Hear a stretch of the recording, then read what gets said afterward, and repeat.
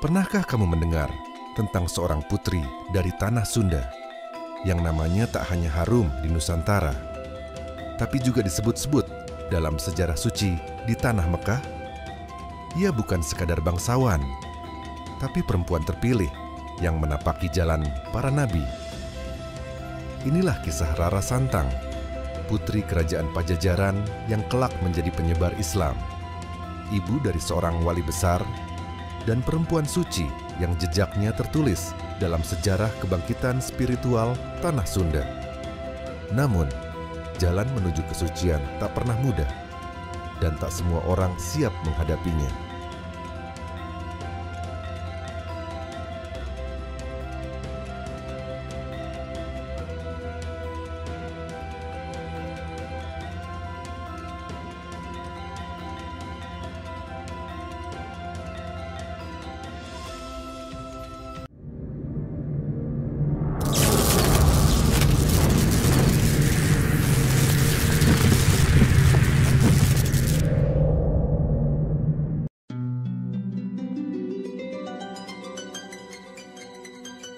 Rara Santang lahir sebagai putri dari Prabu Siliwangi, raja besar kerajaan Pajajaran. Ibunya adalah Nyai Subanglarang, perempuan cerdas yang telah lebih dulu memeluk agama Islam dan mempelajarinya dari Syekh Kuro.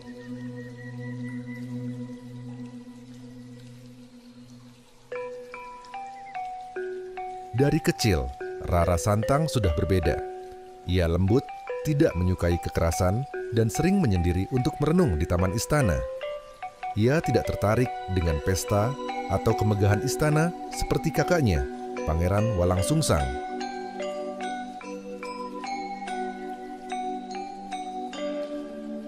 Bahkan kadang ia bertanya, "Ayah, apa tujuan manusia hidup di dunia?" Sang Prabu hanya tersenyum, tak mampu menjawab tanya yang dalam itu.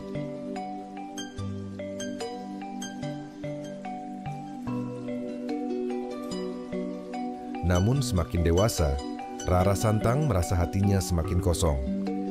Ada kegelisahan dalam dirinya, sesuatu yang tidak bisa ia jelaskan.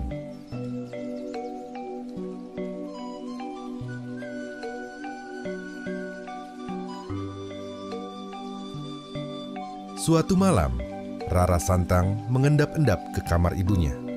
Di sana, ia mendapati ibunya sedang berdoa dengan bahasa yang asing, menghadap arah yang bukan ke gunung atau laut seperti kebiasaan Pajajaran.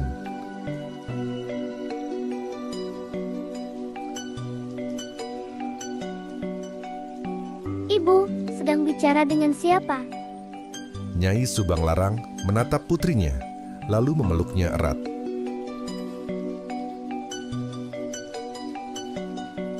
Anakku, kau sudah waktunya tahu, aku beriman pada satu Tuhan yang esa, yaitu Allah, dan aku ingin kau mengenalnya juga.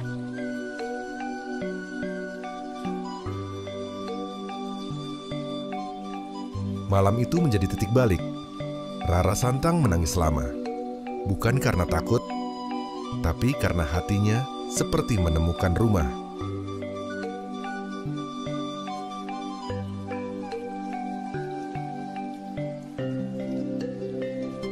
Ketika Prabu Siliwangi tahu bahwa istri dan anak-anaknya memeluk Islam, amarahnya membuncah. Tidak bisa. Agama leluhur harus dijaga. Kalian durhaka.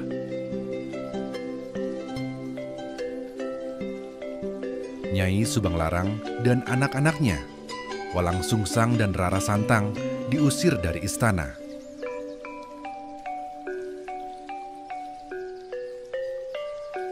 Mereka berjalan tanpa arah, hanya membawa pakaian seadanya dan keimanan di dada.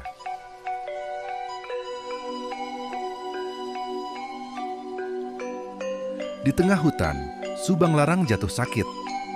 Dalam kondisi sekarat, ia berkata,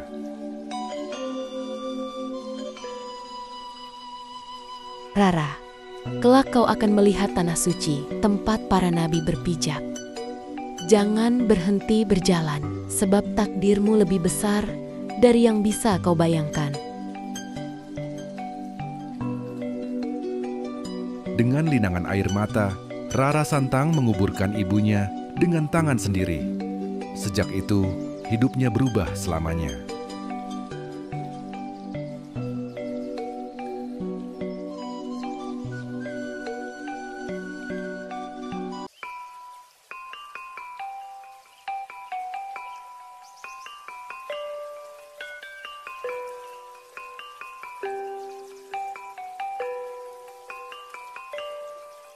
Rara Santang dan Walang Sungsang melanjutkan perjalanan ke Cirebon, tempat mereka bertemu tokoh besar, Syekh Datuk Kahfi dari Gunung Jati.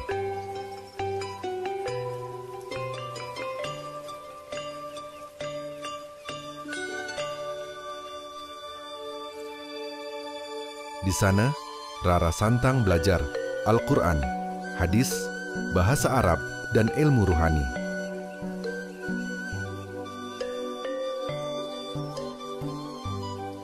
Ia tumbuh menjadi perempuan cerdas dan sangat disegani. Rara Santang, kata Datuk Kahfi suatu hari, di dadamu bukan hanya iman, tapi cahaya yang akan menuntun sejarah. Lalu sebuah penglihatan datang. Rara Santang bermimpi melihat Ka'bah. Suara halus memanggilnya, datanglah ke tanah suci. Di sanalah kau akan mengenal siapa dirimu.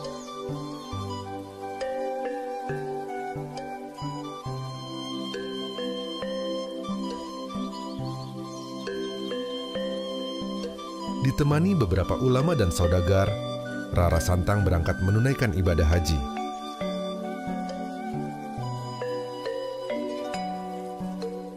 Lautan luas, badai, dan perampok menghadang, tapi tak membuatnya goyah.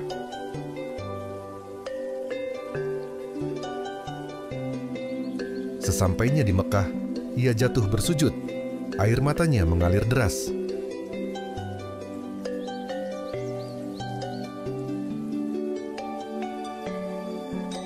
Ya Allah, aku kembali.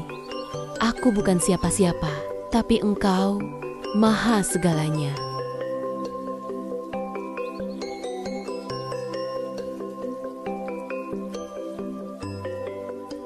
Di sana, ia dipertemukan dengan Sultan Mesir.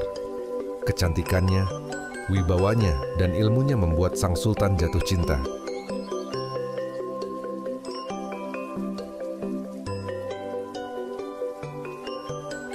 Tapi Rara Santang menetapkan syarat.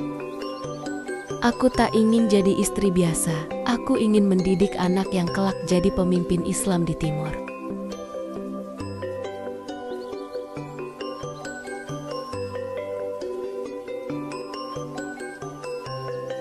Rara Santang menikah dengan Sultan Syarif Abdullah dari Mesir.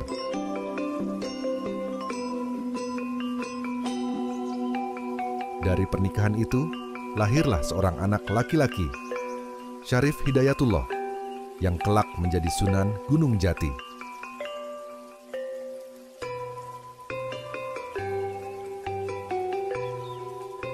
Rara Santang membesarkannya dengan kasih sayang dan ilmu. Ia tidak sekadar jadi ibu, tapi juga guru.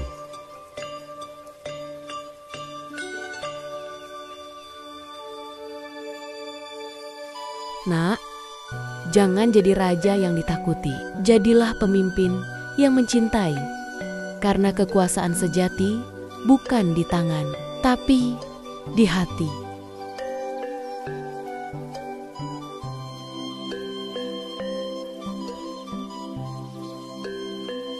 Setelah bertahun-tahun di Timur Tengah, Rara Santang kembali ke tanah Pasundan. Tapi kali ini, ia bukan putri kerajaan. Ia adalah perempuan suci, istri sultan, ibu dari wali.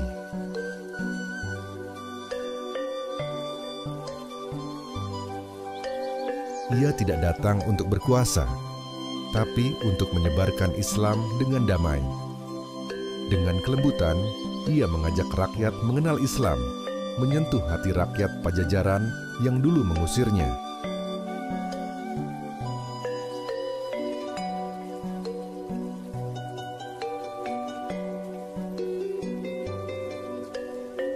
Dan saat Prabu Siliwangi mendengar bahwa putrinya telah kembali, Kini dengan cahaya di wajahnya, ia pun menolak berperang. Anakku, kau lebih menang dari raja manapun, sebab kau menaklukkan dengan cinta.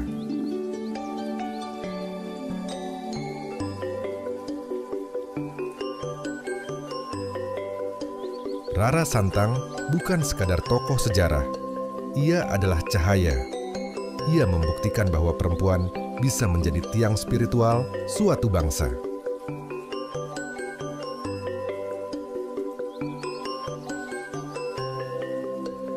Namanya hidup dalam catatan suci, dalam darah para wali, dan dalam setiap langkah umat yang mencari cahaya.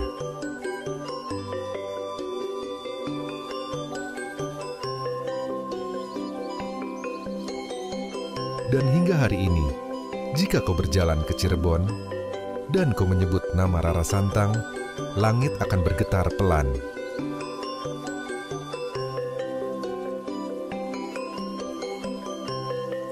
Karena kisahnya bukan hanya legenda, tapi jejak iman yang tak pernah padam.